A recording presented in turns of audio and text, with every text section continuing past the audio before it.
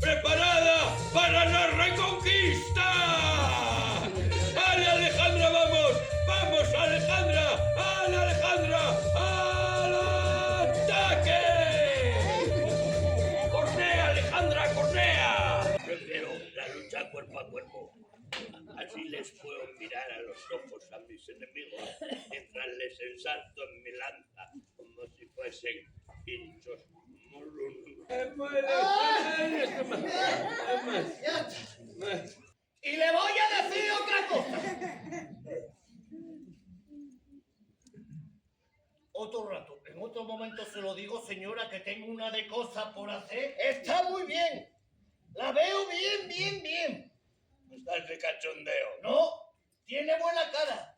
La siesta la ha sentado de maravilla. La ha rejuvenecido. Menos WhatsApp. Está guapa la señora. Hay que entretenerse. Para entretenerse. Hay que entretenerse. Entretenerse. Lo veo. ¿Qué ves? Una cosita. ¿De qué color? Azul. La camisa de la del fondo. Atenta al plan. ¿Qué plan?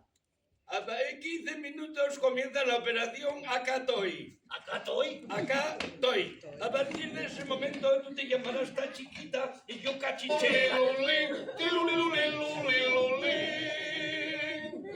Y me imagino que si hay que liquidar a alguien, se liquida, ¿no? Se liquida esta chiquita. Antes de que mis huesos empiecen a comprimirse. Y después medias, vestido negro y el rosario entre las manos.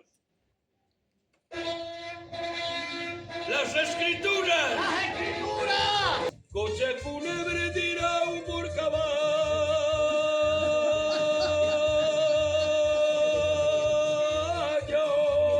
¡Ole, señora! ¿Se queda? No, me voy. Señora, vamos a tomar la medicina. No, no quiero tomar la medicina, que la medicina me duerme y quiero estar despierta.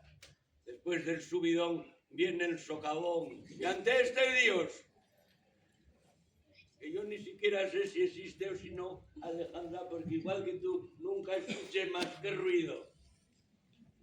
Me rindo. Me rindo ante el progreso en la modernidad. Nunca había estado tan bien. Nunca. Nunca. Lucerrita, señora. Lucerrita.